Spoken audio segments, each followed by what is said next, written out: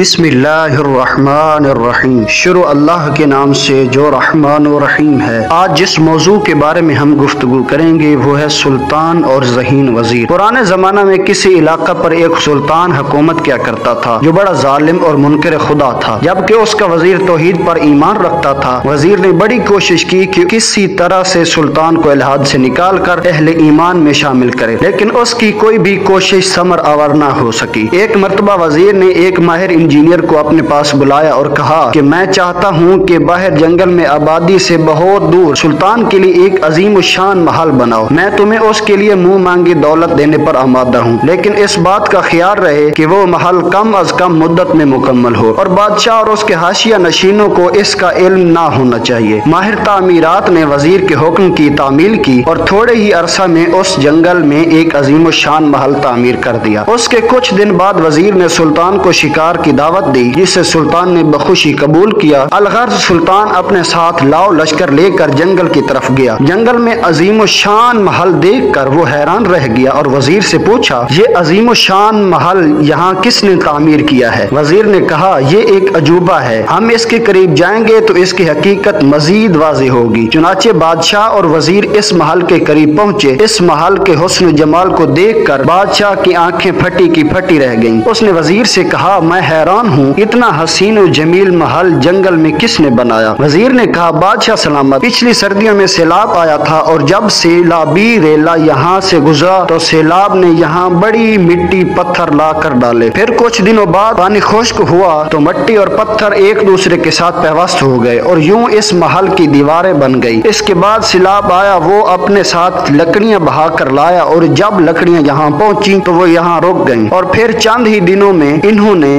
दरवाजों और छत की शक्ल इख्तियार कर ली। इसके बाद हवा आई तो उसमें फूलों के बीज उड़ते हुए आए और खूबसूरत चहचहाते हुए परिंदे यहाँ आए और फूल के बीज यहाँ क्यारियों में आकर फलने फूलने लगे और यूं ये महल वजूद में आ गया। जब बादशाह ने वजीर की ये तकरीर सुनी तो उसने जोर से कह कर लगाया और कहा, या तुम पागल हो गए हो या तुम मुझे पागल समझते हो? क्या मैं इतना पागल हो गया हूँ कि तुम्हारी ये अहमकाना बातें सुनकर तस्लीम कर लूं? कोई भी महल इस तरह से कभी नहीं बनता। इसके लिए माहिर तामीरात और मेमारों और मजदूरों की जरूरत होती है, फिर कहीं जाकर एक महल बनता है। वजीर ने कहा, सुल्तान मुअज्जम, आपने बिल्कुल सही फैसला किया। मिट्टी और गारा खुद ब खुद ईंटों में तब्दील नहीं होता और एक महल अचानक ज़ोहर पजीर नहीं हो जाता। अब आप खुद ही इंसाफ करें कि जब एक महल खुद ब खुद नहीं बनता बल्कि इसके लिए माहिर तामीरात, मेमारों और मजदूरों की जरूरत है, तो ये कायनात, ये सूरज, ये चांद, सितारे, दरिया, समंदर, नबातात, जमादात और ऊंचे पहाड़ आज खुद कैसे पैदा हो गए? क्या इनका कोई खालिक नहीं है? वजीर की इस गुफ्तगू से बादशाह की आंखों से पर्दा हट गया और वो खुदा परस्त हो गया। ऐसी और वीडियोस देखने के लिए हमारे चैनल को सब्सक्राइब करें और बेल आइकन के बटन को दबा दें ताकि हर नई आने वाली वीडियो आप तक पहुंचती रहे। शुक्रिया।